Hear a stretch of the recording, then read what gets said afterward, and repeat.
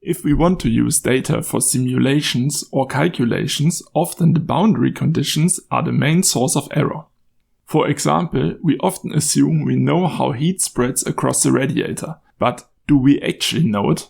In this experiment, we are investigating the temperature distribution on a standard radiator. The hot water flows in on the right side and exits on the left. But how does the heat really spread? Does it move linearly from right to left? Does it get cooler from top to bottom? Or maybe it distributes on an angle from the top right corner down to the bottom left? Or is it maybe completely different? Let's measure and find out.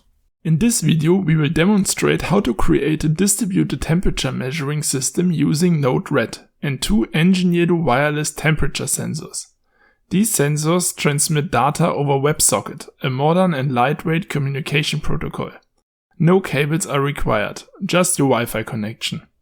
This makes the system extremely flexible and scalable. Our first use case is to analyze the temperature distribution across a standard panel radiator.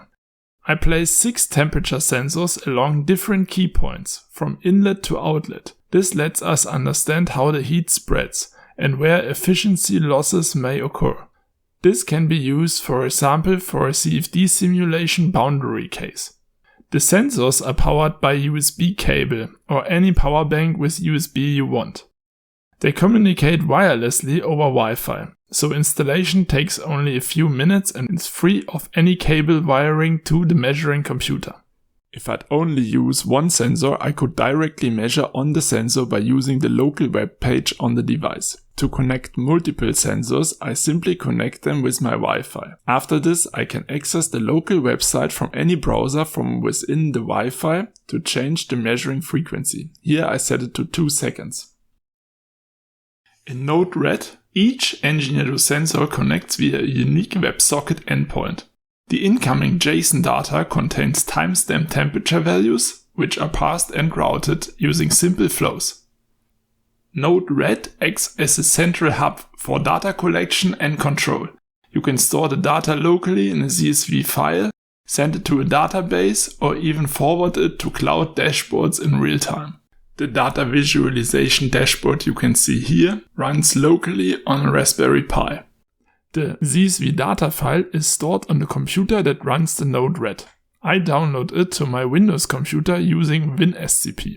For this demonstration, we exported the data as a CSV data file and opened them in Excel for analysis. Now I can plot the data of every temperature sensor head over the time. I simply filter for the different sensors and visualize the data with a simple XY plot.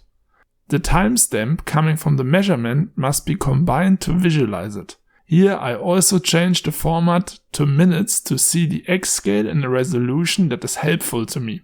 If we look to the results, we can see that the temperature sensors in the middle of the radiator show lower readings than on the edges. Also, the temperature on the top seems to be higher than on the bottom, which was expected.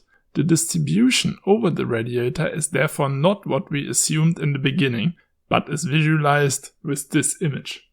With the combination of Node-RED, this wireless temperature sensor, and Excel, you can build a highly efficient, cable-free monitoring solution that adapts to any project size. Whether you're optimizing heating systems, improving energy efficiency, conducting industrial testing, or performing academic research. Our sensors deliver real-time, high-precision data, giving you the full control, maximum flexibility, and seamless integration into your workflow.